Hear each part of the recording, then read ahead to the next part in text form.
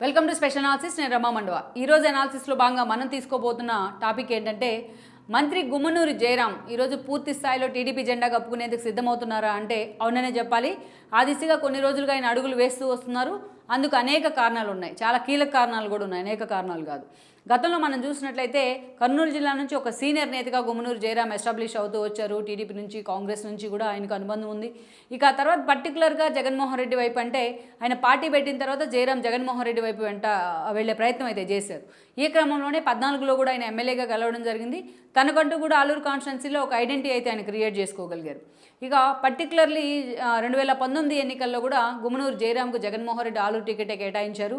అక్కడి నుంచి ఆయన ఎమ్మెల్యే కూడా కావడం జరిగింది. ఎమ్మెల్యే అయిన తర్వాత జగన్మోహన్ రెడ్డి ఆయన తన క్యాబినెట్లోకి అయితే తీసుకున్నారు. సుదీర్ఘకాలం జగన్మోహన్ రెడ్డి క్యాబినెట్లో కొనసాగుతూ వచ్చారు.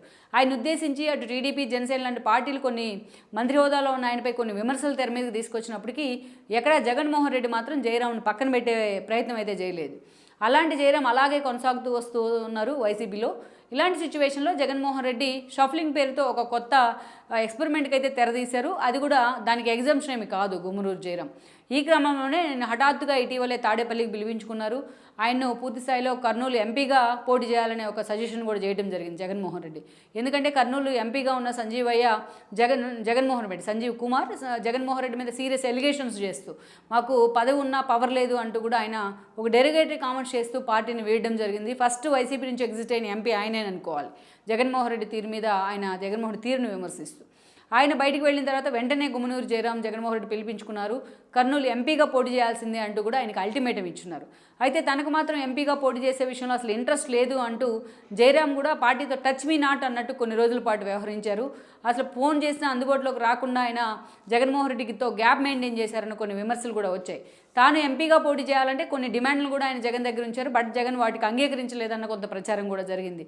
అయితే గుమ్మనూరు జయరాం అటు దోబూజులాట ఆడుతున్న సందర్భంలో ఈ సీటు విషయంలో, ఎంపీ సీటు విషయంలో జగన్మోహన్ రెడ్డి ఆయన పూర్తిగా పక్కన పెట్టే ప్రయత్నం చేశారు. వై రామయ్య అనే అతను తీసుకొచ్చి అక్కడ ఒక అభ్యర్థిని తీసుకొచ్చి కర్నూలు ఎంపీ టికెట్ని కూడా అనౌన్స్ చేయడం జరిగింది. ఈ క్రమంలోనే అటు ఆలూరు లేదు, ఇటు ఎంపీ టికెట్ లేకుండా ముందు నుయ్యి వెనుక గొయ్యి అన్నట్టుగా గుమ్మనూరు జయరాం పరిస్థితి తయారైందని కొన్ని విమర్శలు కూడా వచ్చాయి వైసీపీ వైపు నుంచి. ఇక పూర్తి స్థాయిలో ఆయన ఈ పరిణామాల తర్వాత జగన్మోహన్ రెడ్డితోని అటు తాడేపల్లి సీనియర్ నేతలతోని టచ్లో కూడా లేకుండా పోయారు. అసలు గుమ్మనూరి జయరాం రాజకీయ భవిష్యత్తు ఏంటి అనే అంశం కూడా హాట్ టాపిక్ అవుతూ వస్తుంది గత కొన్ని రోజులుగా. ఇలాంటి సిచ్యువేషన్లో ఏకంగా ఈ రోజున జయరాం టీడీపీ జెండా కప్పుకోవడానికి సిద్ధమవుతున్నారు అని కొన్ని వార్తలు అయితే ప్రచారం జరుగుతున్నాయి. ఆ వార్తలను ఎక్కడ కూడా జయరాం కానీ ఆయన సన్నిహితులు కానీ ఖండించకపోవడంతో అది పూర్తి స్థాయిలో 100% నిజమేనన్న ఊహాగానాలు కూడా వస్తున్నాయి ఈ రోజున. అయితే ఇలాంటి సమయంలో ఇప్పటికే జయరాం చంద్రబాబు నాయుడుతో కూడా భేటీ అయ్యారు, చంద్రబాబు నాయుడుతో టచ్లోకి వచ్చారన్న ప్రచారం కూడా ఉంది. ఇక ఆలూరు నుంచి ఆయనకి ఎమ్మెల్యే టికెట్ ఇచ్చేందుకు కూడా టీడీపీ అధిష్టానం సిద్ధంగా ఉంది. అదే సమయంలో వాళ్ళు చేయించుకున్న సర్వేల్లో కూడా గుమ్మనూరు జయరాం మీద వచ్చిన ఒక ఇమేజ్తోని పూర్తి స్థాయిలో టీడీపీ అధిష్టానం కూడా ఆయన రెడ్ కార్పెట్ పరిచి పార్టీలోకి తీసుకునే అవకాశం ఉందనే చర్చ అయితే హైలైట్ అవుతుంది. మరి ఈయన పార్టీలోకి రావాలంటే అటు కోట్ల ఫ్యామిలీ ఎంతవరకు కూడా ఆయన వెల్కమ్ చేసే అవకాశం ఉందనేది కూడా ఇక్కడ ఒక కీలక అంశంగా టీడీపీ నుంచి మారబోతోంది. అయితే ఇప్పటికే గుమ్మనూరు జయరాంకు టీడీపీ అధినేత ఒక కీలక హామీ ఇచ్చారన్న ప్రచారం అయితే మాత్రం హైలైట్ అవుతూ వస్తుంది. సో మొత్తానికైతే జగన్మోహన్ రెడ్డికి జగన్మోహన్ రెడ్డి షాక్ ఇస్తే ఆయనకి ఈ రోజున పూర్తి స్థాయిలో షాక్ ఇచ్చేందుకైతే గుమ్మనూరు రెడీ అవుతున్నారు.